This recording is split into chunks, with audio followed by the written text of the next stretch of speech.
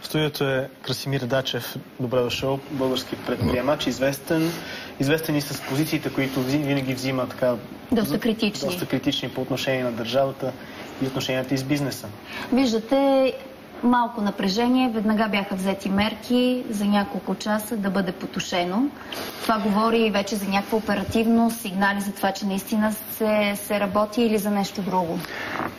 Това е отделен случай. Бизнес не се прави с такива мерки от днеска за утре. Бизнесът иска една устойчива среда, иска една дългосрочност и предвидимост. Бизнес за 2 дена не става, нито за 3 месеца, нито за 1-2 години. Така че виждате, една тенденция от кризата продължава и ние задълбочаваме. А това, че е решен някакъв отделен случай, това не е решен въпроса на бизнес. Говорихте за институционалния рекет преди няколко месеца. Продължава ли този рекет?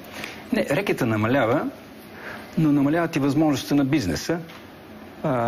Това се вижда от всякъде, защото продължава тенденцията за взимане от все по-малко работещите и преразпределяне към все повече неработещите.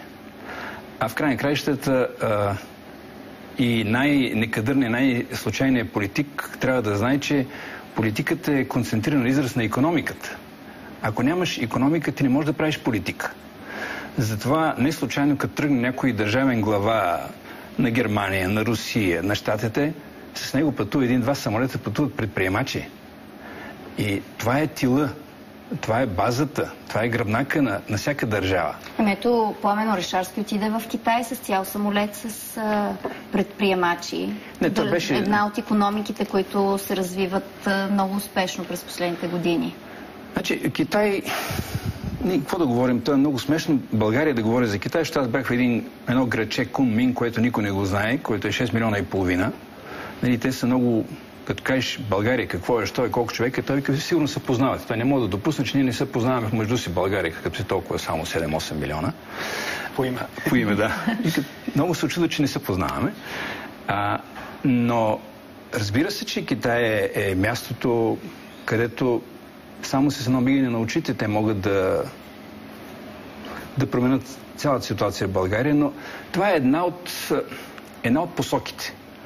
Аз гледам, че казахте правилно на Орешарски. Сега сещам, че ние го критикуваме за всяка негова стъпка.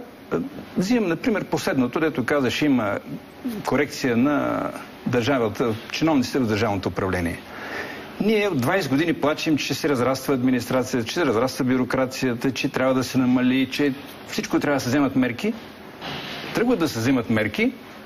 Всички почваме да ремем в един глас.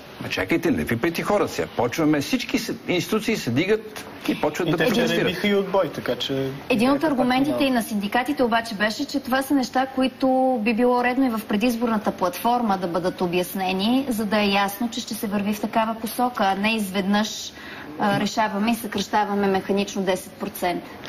Тук не става... Кой говори за механично? Значи има едно писънце, където се казва на всеки министър да е предупреден, че от следващата година трябва да редуцира хората. Той почва да прави инвентаризация. Кои отдели са излишни, кои хора работят лошо.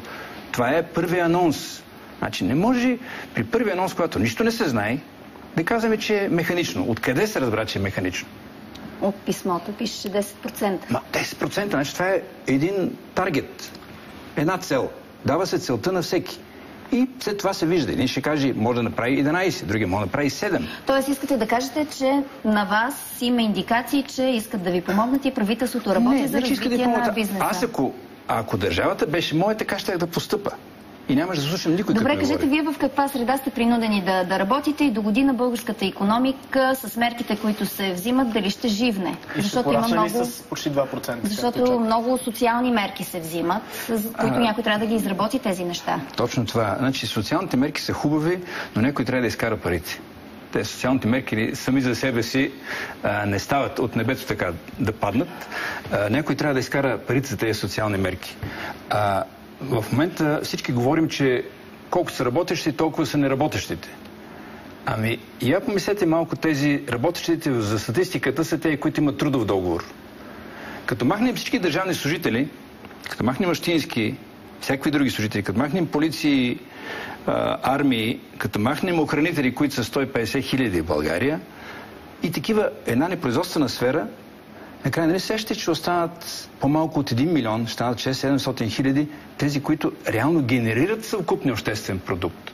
Тези, които правят пари прим, които увеличават принадената стойност в стоките. Там, откъдето идват парите. И това е страшното. Тук въпросът е на заетост и за повишаване на... И какво да се прави, ако държавата, както казвате, беше ваша? Ако беше държавата моя, щях да тръгвам с такива мерки, които тръгна господин Орешарски. За съжаление, тази среда, която и на мен не ми харесва, и аз искам да знам кой назначи Делян Пеевски, както всички останали, но не може да се концентрирам само на това. Когато иска да направи нещо добро, му казвам браво. Когато иска да направи нещо лошо, му казвам не така. Но един път, като направи той нещо, което според мен е негово решение, ние след това всичките решения, даже и правилните, ги се борим против тях. Значи, така бизнес не се прави. Така, няма кой да дойде в България и ще трябва пак да се търсим цар и министър-председател от Виена в някой бар да се търсим, както се търси на времето. Добре, има някакви конкретни стъпки, които се предприемат. Сега създават ли ви се условия до година да работите повече? Да наемете още хора, да се увеличи производителността на труда? Аз пак ви казвам, има такова говорене. Конкретна стъпка аз не съм видял. Аз като я видя мога да я коментирам. Но знаете, че въобще политическата класа, тя се компрометира в последните години. Това е проблема, че компрометирането на класата вече бламира и даже и хубавите решения. И обществото вече не ги приема и няма значение какво им говориш, те не ги приемат. И не знам как ще я карам. Олигархичните структури ли са проблема? Вижте, ако трябва, дайте да вземем тези олигархични структури, тези олигарси, да ги идентифицираме, да ги изкараме на площада, да ги гръмнем и да се приключи, защото това е една агония, която продължава не знам колко години вече. Ние говорим за олигарси, говорим нещо анонимно, което всеки се знае. Ние сме една малка роднинска държава. Това е политическото говорене, ние не си го измислихме това. Не, аз знам, тук при вас като фокус се пресича всички неща и всичко ви е ясно, разбирам го много добре, но пак ви казвам, защо ние не сме солидарни по никакъв въпрос в тая държава? Пак отивате към общото. Смятате ли, че има концентрация на капитали, която концентрация пречи? Ние сме такава държава, роднинска, че сигурно има. Имате ли усещане, че някой иска да изяде 500 пържоли по израза на Татяна Дончева? Всеки, и аз искам. Кой не иска? Ето и Христо тук стои, ако някой му даде, които не може да ги яде, ще ги сложи настрани. Нали си ги запази? Въпросът е, че системата да не му позволява. Това е едно естествено човешко чувство. По ваши наблюдения съществуват ли преяждащи структури в момента? Вие работите ежедневно. Съществуват. Кои са преяждащите структури? Искам да ви кажа, че даже тези, давам ви пример, енергетиката. Тези корупционни практики са влезли вече и в законодателство, влезли са в ежедневните отношения на играчите помежду им. Кои са преяждащите? Аз не мога да ги назова с име, защото не съм в този бизнес. Но, примерно, аз ви казвам, моят бизнес, където се занимавам с производство, примерно миналата година, давам един пример, който е много смешен и много елементарен. Има борса, участваме в търг за покупка на дървесина. Всички дървопреработващи предприятия в България. Кроношпан, Монди, Свилоза, всички големи, малки. И изведнъж казват, сделката е приключена, 10 дена преди сделката. Как приключена? Къде си? 150 хиляди тона. Сега разбираме, дадени са на Христо Стоичков. Емил Димитров му дал с министра на Христо Стоичков е взел тези 150 хиляди тона. Да си ги носят, да си ги носят живо здраво сега. Тая година падна с 40 лева цената на дървесината. Ще има дървесина поне до края на живота си Стоичков. Той дали се да спекулира, да купи, да продаде. Да се обадим на Христо Стоичков, Диляна Динчева, ако може, ако ни вдигне телефона, да го питаме, защото аз не знам той дали е купувал или не дървесина. Не, аз знам, за това ви казвам. Знам, даже познавам тези, които добиват. Аз съм в този занятия. България, ако днеска направите нещо, утре знаят, че 3 пъти повече е станало. Да ни казвам какво, за цапане на гащите. Той директно ли ги е взел? Смисъл, имате ли доказателства, защото ние в момента не можем да ви реагираме по никакъв начин, защото ние не разполагаме с документи. Имате ли доказателства, че неговото име е свързано директно с това количество дървесина? Нали на мен ми се предлага дървесина. Христо Стоичков ви предлага дървесина. Да, е негова фирма. Как така? На която той е собственик, по документи. Разбира се. Да, Официално. Ако искате, мога да ви дам договори, търгове, спечелени, договори за добиване. А нарушение на търга имаше по ваши думи или нямаше, така ли? Формално на процедурата? Няма. Просто нас не изгониха от... Да, естествено. Защо тогава не сте реагирали по никакъв начин? Реагирахме и какво от това? Аз дигнах киротия, викахме, но не знаехме кой е. Знаем, че нещо става. И научаваме след това. Тая година научих, като почнаха да ми предлагат, къдека да добиват дървесината. А Емил Димитров по какъв начин е намесен в това нещо, защото той учреди сега движение Баста, един от съучредителите. Да се учредява каквото иска, това си него работа. Абонатът не отговаря по повод обаждане към Христо Стоичков, Диляна Димчева сега ни казва. Емил Димитров в тази схема по какъв начин влиза? По какъв начин влиза Емил Димитров в тази схема? Някъде името забелязва ли му се? Диляна, ако може Емил Димитров да... Няма да му забележи никъде името. А вие как усетихте, как разбрахте, че той е човека, който стои зад схемата? Имаше един човек, който управлява този сектор, се управляваше от един човек. От кой? Емил Димитров се казва. И как го е управлявал, като той беше депутат, който даже в един момент беше в немилост? В един депутат, един месец преди свършване на парламента. Що говорите така? Значи, не питам, защото обвиняваме някакви хора, аз се опитвам по някакъв начин да... Аз нали съм застанал тук с лицето си, с името си. Нали, сега знаем за какво става въпрос. Ние не сме паднали от небето. Този дейност беше дадена лично на него. Даже председателката на комисията. Председателката на комисия по земеделие и гори, тя нямаше право да пипа Емил Димитров е с изключен телефон. Кой му е дал на Емил Димитров тази дейност? Очевидно, че не кварталния, дал му е някой, който има това право. Кой може да му го даде? В парламента кой ги дава правата? Само, че на парламента не е изпълнителна власт, така или иначе. Той не може да дава такива права. Вие ми говорите сега едно, че сме в френската телевизия или в английската. Опитваме се да бъдем или да си представяме, че сме на английска телевизия. Искам да ви кажа, че не искам да бъда така... да отидем в дълбочина, това са обществени тайни. Дълбочината е важна. Не искаме да има тайни, то обществени. Кажете, кой му е делегирал правата? Значи има хора, които могат да направят това нещо. Това е Емил Димитров по линия на законодателната и министъра по линия на изпълнителната власт. Кой министър? И кой беше министър по това време?